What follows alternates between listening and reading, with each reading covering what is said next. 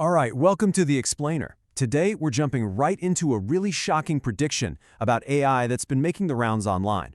We're talking about a claim that could, completely change the way we all work and live.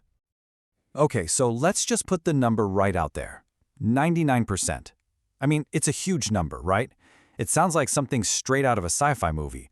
But believe it or not, this is being seriously debated by some of the top experts in the field. And here's where it's coming from. This pretty stark prediction is from Roman Yampolskiy, who's a computer science professor and an AI safety researcher. And man, this one statement has just kicked off this massive and kind of anxious conversation all over the internet. It's got everyone asking some really big questions about what's next for us. See, the whole idea here is that this wave of AI, it's just different. It's not about automating factory jobs anymore. We're talking about AI taking on cognitive, even creative work. And that means that all those jobs we thought were future-proofed, yeah, maybe not so much. So you have to wonder, what would a world like that even look like? All right, let's just think about that for a second. A world without work. The fallout from that would go way, way beyond just losing a paycheck. I mean, we're talking about a potential shock to our entire social fabric. And you can see how it can become this huge domino effect, right? It starts with the most obvious thing, mass unemployment. But then, that could set off a total shakeup of the entire economy. And maybe even more importantly, it raises this huge question, a crisis of meaning. If our jobs are gone, what do we do? What gives our lives purpose? And all the while, the power and wealth from all this automation could end up in the hands of just a tiny few. Okay, but that's just one side of the coin. It's the scary side. For every one of these dystopian warnings, you've got a whole bunch of other experts who are looking at this and seeing a much more optimistic future powered by AI. So this really breaks down the two main camps in this whole debate. On one side, you've got the skeptics, or maybe the realists, who are saying, hey, this time is different, because AI isn't just replacing muscle, it's automating thinking, and that's a total break from anything we've seen before. But then the optimists push back and say, hang on, we've been here before. They see this as just the next big tech wave, like the Industrial Revolution. They believe AI is going to augment what we do, not replace us, and it'll create whole new industries and jobs that we can't even dream of right now.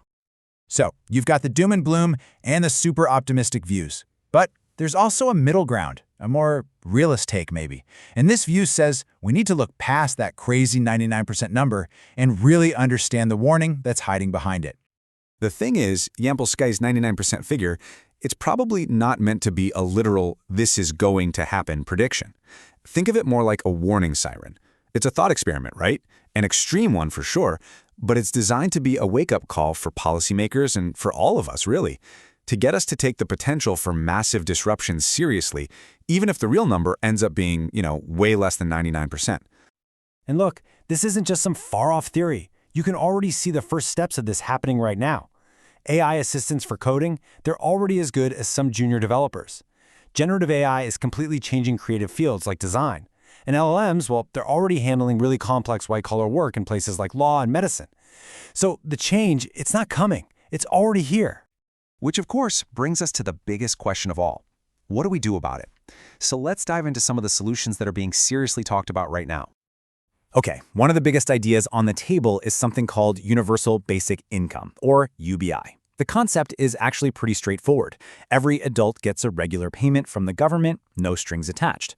It's about creating a basic financial safety net for everyone, so that your survival isn't tied directly to having a job. It could be a way to create some stability in a world where traditional jobs are a lot harder to come by. But, UBI is just one piece of what's probably a much bigger puzzle.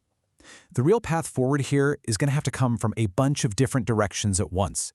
We're talking about government stepping in with new regulations and policies. We're talking about calls for the big tech companies to take some responsibility and help fund reskilling programs. And of course, a huge focus on retraining the workforce and piloting new ideas for social safety nets, like UBI. So when you boil it all down, the real takeaway isn't about getting hung up on that 99% number or a specific date. The most important thing is that the entire conversation is shifting. We're moving on from that simple, kind of fearful question of, will AI take my job? And we're starting to ask something much deeper, a more profound question about our own future. In a world where AI can do most of the work, what's left for us? What's our purpose? And what do we, as humans, do next?